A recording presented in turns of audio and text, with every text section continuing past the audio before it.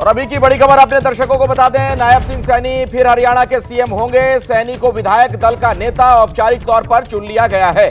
तो आज विधायक दल की बैठक हुई है थोड़ी देर पहले और नायब सिंह सैनी विधायक दल के नेता चुन लिए गए, यानी अगले मुख्यमंत्री सूबे के वही होने जा रहे हैं। हालांकि ये पहले से तय माना जा रहा था, नायब सिंह के नेतृत्व में वहां चुनाव भी हुआ और नतीजे जिस तरीके से रहे बीजेपी के लिए उत्साहजनक, और माना यही जा रहा था कि नायब सिंह सैनी ही फिर से हरियाणा के सीएम होंगे। बीजेपी के तमाम बड़े नेताओं के साथ उनकी मुलाकात भी हो चुकी थी और अभी जो बड़ी खबर आ रही है, नायब सिंह सैनी विधायक दल के नेता औपचारिक तौर पर चुन लिए गए हैं। तो ये जो विधायक दल की बैठक थी उसमें यह तय कर लिया गया, उन्हें विधायक दल का नेता चुन लिया गया। क्या कुछ और इस बैठक में हुआ है, विस्तार से आपको जानकारी देंगे मेरे सहयोगी नीरज पांडे हमारे साथ मौजूद है। नीरज। बिल्कुल, मैं आपको बता दूं कि विधायक दल की बैठक में नायब सिंह सैनी को औपचारिक रूप से मुख्यमंत्री चुन लिया गया है। गृह मंत्री अमित शाह की मौजूदगी में ये प्रस्ताव रखा गया कि नायब सिंह सैनी को पुनः मुख्यमंत्री बनाया जाए और सभी विधायकों ने एक सुर में हाथ हिलाकर अपना समर्थन दिया। विजय की गाथा, विकास की गाथा देश भर में रची गई, घड़ी गई, इसका ये विजय है। ये भारतीय जनता पार्टी की नीतियों का विजय है और प्रधानमंत्री जी की गरीबों के लिए जो संवेदना है, इससे उपजी हुई, निपजी हुई नीतियों का ये विजय है। और देश भर के राजनीतिक परिदृश्यों में देखिए तो भारतीय जनता पार्टी के अलावे किसी भी पार्टी का कई सालों से एक प्रकार से 80 के दशक के बाद लगातार तीसरी बार मुख्यमंत्री चुनकर नहीं आता है। अगर आता है तो वो भारतीय जनता पार्टी का ही आता है और वो बताता है कि भारतीय जनता पार्टी ने अपनी स्थापना से जो लोगों के विकास के लिए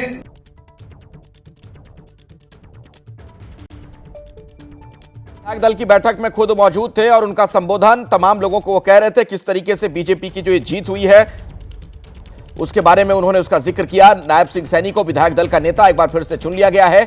कल सीएम पद की शपथ वो लेंगे, यानी कल शपथ ग्रहण समारोह है और उससे पहले आज विधायक दल की बैठक हुई थी।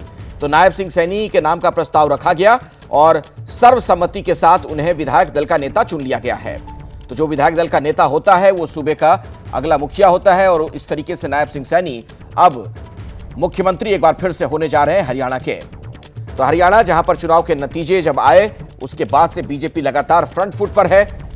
नीरज एक बार फिर से हमारे साथ मौजूद हैं। नीरज, अमित शाह खुद मौजूद थे इस बैठक में? बिल्कुल, मैं आपको बता दूं अखिलेश की अमित शाह की मौजूदगी में मनोहर लाल खट्टर और अनिल विज दोनों बहुत सीनियर लीडर हैं भारतीय जनता पार्टी के हरियाणा के। उन लोगों ने प्रस्ताव रखा कि नायब सिंह सैनी को फिर से मुख्यमंत्री चुना जाए, बनाया जाए। एक ही नाम केवल नायब सिंह सैनी पर चर्चा हुई और नायब सिंह सैनी के नाम का प्रस्ताव रखा गया और सभी विधायकों ने एक सुर से इस पर अपनी सहमत दी, हाथ उठाकर सहमत दी और उसके बाद तुरंत वहाँ जयकारे भी लगने लगे।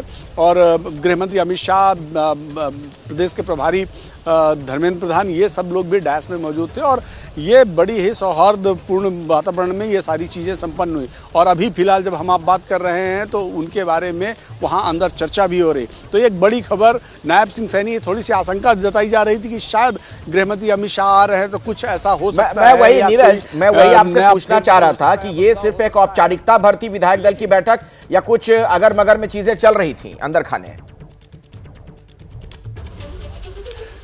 देखिए, पिछले अगर एक हफ्ते के दौरान की अगर बयानबाजी देखें तो एक तरह की चर्चा थी कि अनिल विज अलग नाराज है। अनिल विज खुद दावा ठोक रहे थे कि वो मुख्यमंत्री बनना चाहते हैं और एक अंदर खाने खबर आ रही थी कि मनोहर लाल खट्टर ने भी शायद पार्टी हाईकमांड से इस बात के लिए कहा है कि उनकी कार्यकाल और उनके 10 साल के काम की वजह से भारतीय जनता पार्टी जीती है तो एक बार फिर से उन पर कंसीडर किया जाए।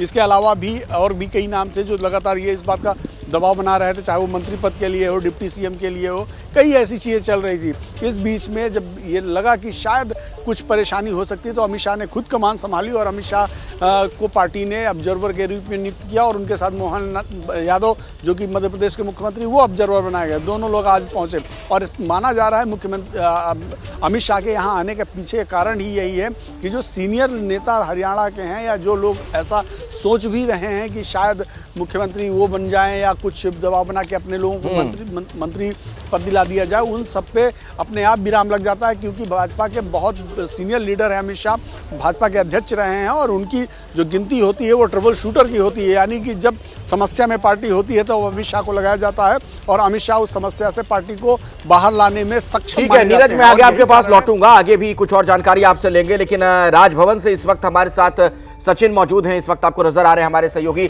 सचिन, अब आगे क्या पूरी प्रक्रिया रहनी है सरकार गठन को लेकर? जी देखिए, नायब सिंह सैनी को जो है विधायक दल का नेता चुन लिया गया है, तो अब से कुछ देर बाद जो है सरकार बनाने का दावा जो है वो पेश किया जाएगा। गवर्नर हाउस पे इस वक्त मैं हूँ और तमाम आप देखेंगे यहाँ पे हलचल बढ़ गई है, यहाँ पे पुलिस फोर्स डिप्लॉयड है और तमाम जो बीजेपी के बड़े नेता हैं वो राजभवन पहुँचेंगे और सरकार बनाने का दावा फॉर्मली जो है वो पेश किया जाएगा, जिसके बाद जो है सरकार बनाने की प्रक्रिया जो है वो शुरू हो जाएगी। तो नायब सिंह सैनी को विधायक दल का नेता चुनने के बाद ये तमाम जो फॉर्मली सरकार बनाने का जो तरीका होता है, प्रोसेस होता है, उसको जो है अडॉप्ट किया जाएगा और गवर्नर हाउस पे आके राज्यपाल के पास जो है सरकार बनाने का दावा जो है वो पेश किया जाएगा। तमाम आप देख सकते हैं यहाँ पे हलचल जो है गवर्नर हाउस पे लगातार है। अभी कुछ देर पहले यहाँ शांत था सब कुछ, अब जब जैसे ही ये तमाम प्रक्रिया जो है विधायक दल के नेता के चुनाव की जो है वो कंप्लीट हो गई है, तो सारे जो ये कर्मचारी हैं, पुलिस के अधिकारी हैं, अब अलर्ट मोड पे हैं कि किसी भी वक्त जो है यहाँ बीजेपी के नेता जो है सरकार बनाने का दावा पेश करने के लिए यहाँ पे आ सकते हैं। तो यही प्रक्रिया होती है जो लेट डाउन प्रोसीजर है सरकार बनाने के लिए। सरकार सचिन, ये तस्वीरें आप दिखाते रहिए राजभवन में जो हलचल नजर आ रही है, लेकिन एक बात और बताइए कि नायब सिंह सैनी तो अगले मुखिया होने जा रहे हैं सूबे के,